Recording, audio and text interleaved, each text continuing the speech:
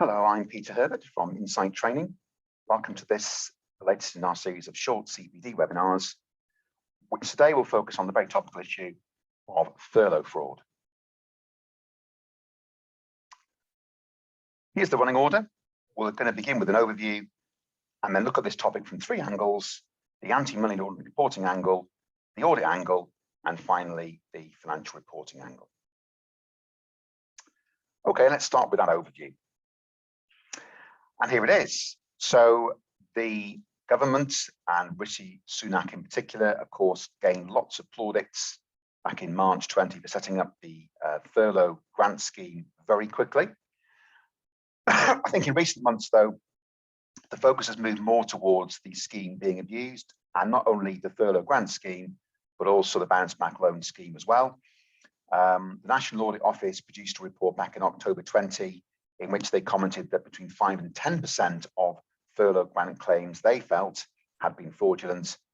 And we understand that HMRC have received many calls to their whistleblowing line, which has given rise to them issuing 10,000 letters to organisations indicating there'll be an investigation in relation to suspected abuse of the government schemes. So with that in mind, lots of food for thought for people working in professional firms, and that's why these three angles are angles we really do need to consider. Let's begin then, if we could, with the anti-money laundering reporting angle. Here's the question we're getting a lot from people currently. A client has indeed received a letter from HMRC about spurious CJOS grant claims. Should we, the firm, make a report to the National Client Agency in the light of that knowledge? I think when it comes to making reports internally to your money laundering reporting officer and externally to the National Crime Agency, I've always talked about the importance of thinking through 6 key questions. And here they are on this slide. Has a crime been committed? Has it been committed with knowledge and intent? Has someone benefited? Do we know? Do we suspect? Or is it mere speculation? And did information come to light in the course of business in the regulated sector? Many of our practice clients have been telling us in current weeks that where clients have indeed got the CJOS grant claim wrong, they suspect that's really a very simple error on the client's behalf. And of course, for a money laundering reporting offence to have occurred, there does have to be intent, and therefore a simple mistake would not get reported. I think question 5 here is a really key one. And linked in a way also to question 4. So if we know there's been some criminality, we absolutely would need to report that to the National Crime Agency. But of course, you don't need proof. I always define suspicion as a rational and objective foundation for believing that a crime's been committed. And if you have got that rational objective foundation here, based on your knowledge of the client having received that letter and your gut feel that something sinister has gone on, even if the client's then taken steps to repay that money, then you would instigate a reporting process. If your gut feel is it's quite simply a mistake, then you wouldn't. Question 2 is a follow-up, which again, 1 or 2 folk have asked us of late. If the firm does submit a suspicious activity report to the National Crime Agency, should we resign? Very important, I think, to make clear here that there's no obligation to resign automatically in the event of having made any reports to the National Crime Agency. If, on the other hand, you feel that morally and ethically you can't continue to act having gone down that route, you absolutely, of course, do have the right to resign. Do be clear as well that the act of resigning would in no way, shape or form constitute a tipping off offence, unless you then told the client as part of that process that you indeed had made a report to the NCA. Okay, angle 2 is the audit angle. And again, here's the question. Should we be planning and performing tests as part of our audit to address the risk of furlough fraud? Here are some of the key considerations. ICAW did produce a very helpful paper back in January 21. I put a link to that on this slide. I guess the start point for us would always be a risk assessment, which of course is the centerpiece of any audit. And of course, as part of that process, we you're going to do is to assess the risk of fraud and error in this area and devise tests accordingly. Our file review work of late has revealed firms performing audit tests to check the accuracy of the calculations of CJRS claims. Our pushback on occasions has been, is the risk not that the client would get the calculation wrong, but more that they would have claimed furlough fraud for an employee working during a lockdown period, say. The pushback we've had from pretty much all those clients has been, no, we feel the risk is a risk of mathematical error in the calculation. And if that's where you think the risk is, that's where you should clearly focus your audit effort. Understanding controls in place clearly will help, and if there are more robust controls in place, that's going to be giving you some reassurance that you might need to do less substantive work in that area. Sometimes they're saying that what they're doing is that they are creating an expectation of what they think the claim should have been for a period based on their knowledge of the client's business. And I guess in a way, that's a tad easier when you're doing an audit of a company that's been completely locked down, where you've got an organization that's not been completely locked down, but has had some people working and some people on furlough. It might be somewhat harder to create the expectation of what you think the claim really ought to be.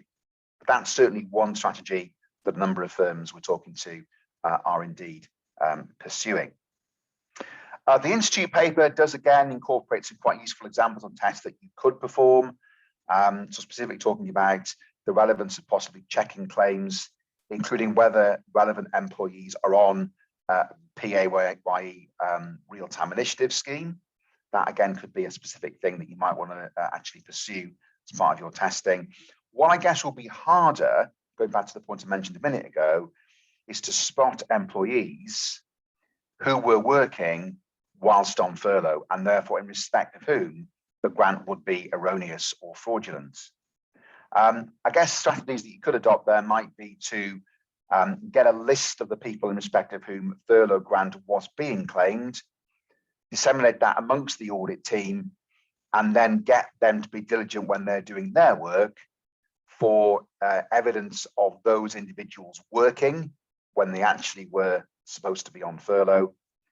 The Institute paper, I think, makes reference to possibly looking at things like complaint logs. So, might employees that are working whilst on furlough be complaining, and that might that be logged somewhere? I think a common pushback on that tends to be the sort of organizations that will be getting involved in perpetrating furlough fraud probably wouldn't have a complaint log at all. And that therefore might be a slightly more difficult avenue to explore. Equally, what you might think about is if it's maybe sort of an organization that's got some sort of clock card system, can you interrogate the clock card system to get evidence of individuals clocking in and clocking out despite being on furlough? Could you even do things like interrogate the email system?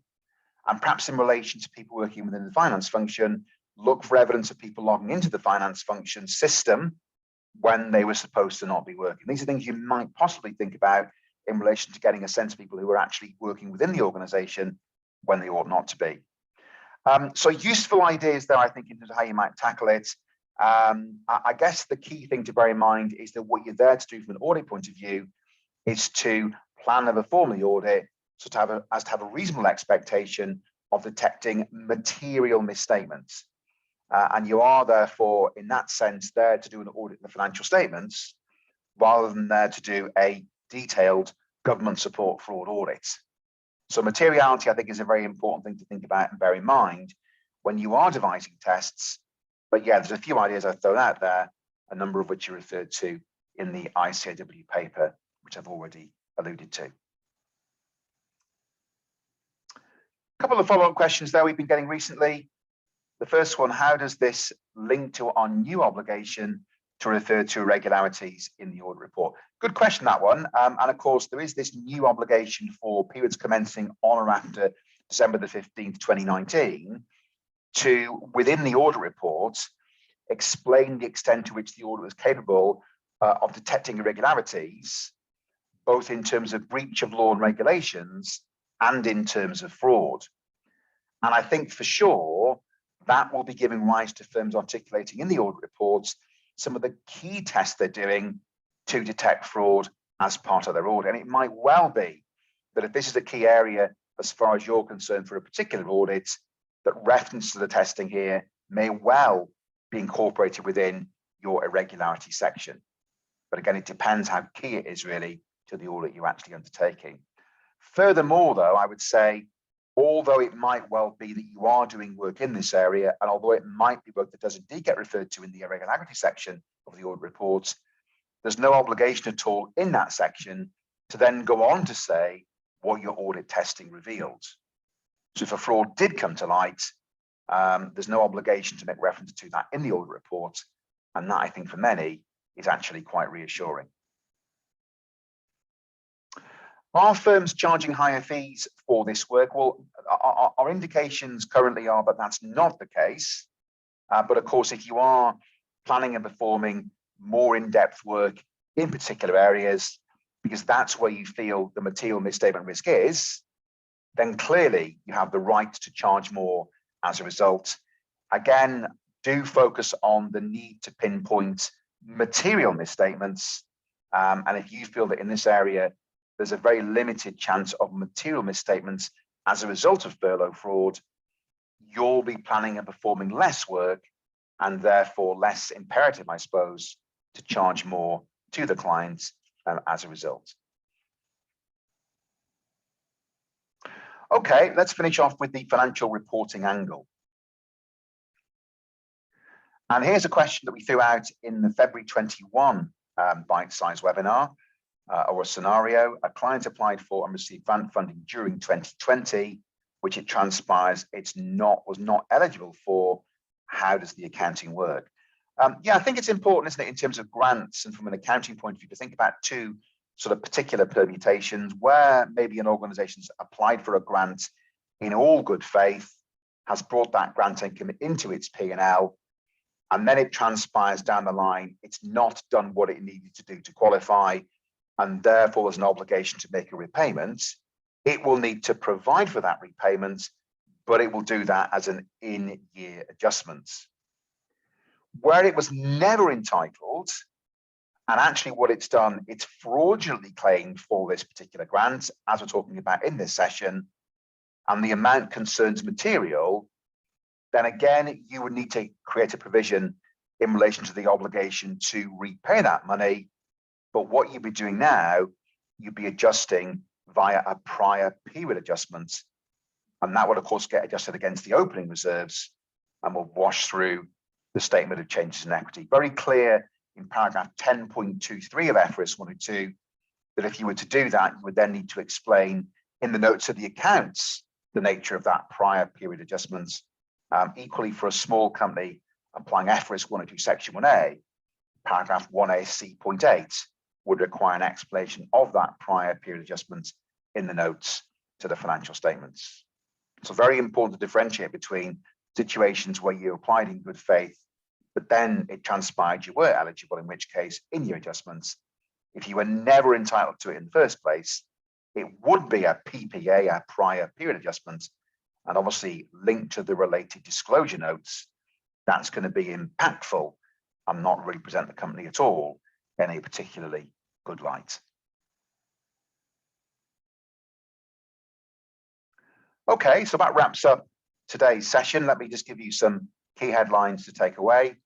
So do follow those 6 steps whenever reporting to the National Crime Agency and internally to your money laundering reporting officer, and specifically in relation to knowledge and suspicion of furlough fraud. In terms of the audit approach, your risk assessment should underpin the approach, as should indeed consideration of materiality. And that, I guess, means that on some audit files that would have an expectation of work being done in this area, on other audit files, less so. Spotting employees working whilst furloughed will sometimes be hard. We discussed 1 or 2 tips for doing that, but it will be tricky, particularly when an organization is not completely locked down. And remember, from an accounting point of view, where the client was never entitled to the furlough grant in the first place, you would adjust via a prior period adjustment. We made reference to some specific UK GAAP paragraphs to articulate and explain the adjustment there in the presentation. Similar rules apply within the world of IFRS as well. Hope that was useful. If you've got any questions off the back of today's session, do drop us a note at inquiries@insight-training.biz and check out our website for details of our full spring and summer 21 CPD program. Thanks for listening. See you all soon. Goodbye.